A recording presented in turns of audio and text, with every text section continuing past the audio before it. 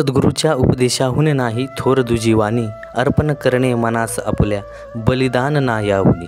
ज्याने आपले मन गुरुला विकलेले असते तो सुख दुःख संयोग वियोगामध्ये या निराकारबरोबर सहज जोडल्यामुळे सहजतेच प्राप्त होतो. मान अपमानाला मनात स्थान न देता जर मान मिळालाच तर मनात हाच भाव असतो की हा माझ्या सद्गुरूमुळे मिळाला आहे. जेव्हा त्याला मान सन्मान मिळतो तेव्हा तो त्याला सद्गुरूच्या चरणावर समर्पित करतो. जर कधी अपमान सहन करावा लागला तर परमेश्वराची कृपा समजून तो स्वीकार करतो. अपमानाच्या वेळेस त्याने मौन व शांत राहणे यातच त्याचा विजय असतो. एकदा महात्मा बुद्ध कुठून तरी घरी येत होते. रस्त्यात एक व्यक्ती भेटली आणि त्यांना भलेबुरे बोलू लागली. जेव्हा महात्मा बुद्धांनी त्याला काही उत्तर न देता चालत राहिले तेव्हा तो आणखीनच रागात येऊन शिव्या देऊ लागला. महात्मा बुद्ध मस्त चालत राहिले तसा त्या व्यक्तीचा राग आणखीन वाढत होता. जेव्हा ते आपल्या घराच्या दरवाजाजवळ आले तेव्हा ते त्या व्यक्तीच म्हणाले, भल्या माणसा, माझे घर आले आहे. जर तुला आणखीन शिव्या द्यायच्या असतील तर तू देऊन घे. तुझे मन शांत कर, तुझे समाधान करून घे आणि तुझी इच्छाच असेल तर घरात येऊन पाणी पिऊन जा. महात्मा बुद्धांची ही वाणी ऐकून ती व्यक्ती हैराण झाली व विचारू लागली, प्रथम मला सांगा की मी आपणास एवढ्या शिव्या दिल्या तरी तुम्हाला राग आला नाही का? आणि आपण उत्तर का दिले नाहीत? महात्मा बुद्धांनी त्याच शांत स्वरात सांगितले की भल्या माणसा, प्रभाव त्या वस्तूचा होतो जी ग्रहण केली जाते.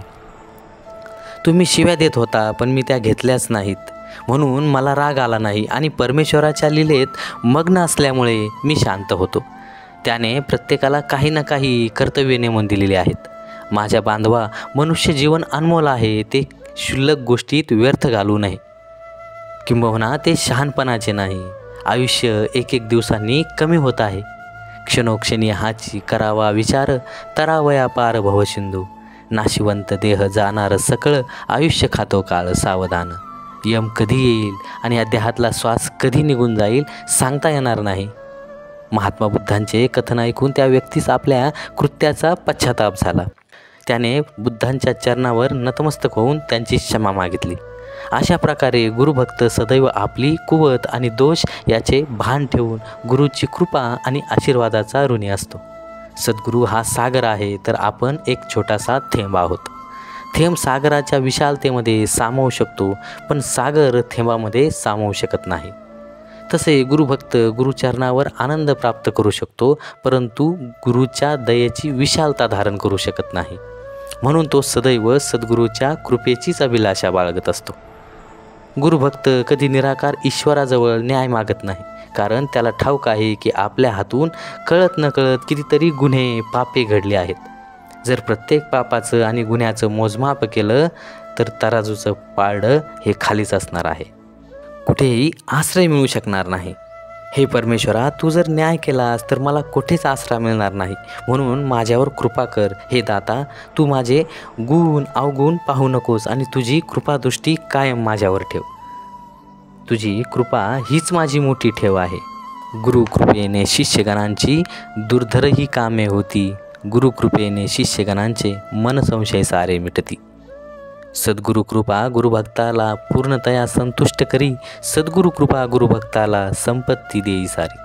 गुरुभक्त सदैव एकरस असतो. जसे एखाद्या साखळीचा मजबूतपणा तिच्यातील कमकुवत कडीवरून पारखला जातो तशी गुरुभक्ताच्या भक्तीची पारख केली जाते. गुरुभक्तावर जेव्हा एखादं संकट किंवा दुःख येतं त्यावेळी त्याचे इतर नातेवाईक त्याला निरनिराळे मार्ग सुचवतात. कोणी त्याला तांत्रिकाकडे घेऊन जा म्हणतंय, कुणी गंडादोरा बांधण्याचा सल्ला देतोय तर कधी नवस करण्याचा सल्ला कोणी देतंय. परंतु गुरुभक्त कधी अशा गोष्टींमध्ये पडत नाही. गुरुभक्त आपला विश्वास टळमळीत न होता अधिक सेवा सत्संग नामस्मरण करण्याचा प्रयत्न गुरुभक्त करत असतो. हेच त्याचे प्रेरणास्रोत आणि आधार बनतात. सद्गुरूला सुद्धा अशाच गुरुभक्ताचा अभिमान वाटतो जे अंतिम श्वासापर्यंत निराकाराच्या भक्तीत रंगलेले असून प्रेमाची बाजी जिंकून जातात. आणि अशा गुरुभक्तांविषयी शहेनशाहजी म्हणतात की शरणांगत मी त्या शिष्यांना ज्यांनी निभवली प्रीती, शरणांगत मी त्या शिष्यांना नसे मान ज्याच्या चित्ती.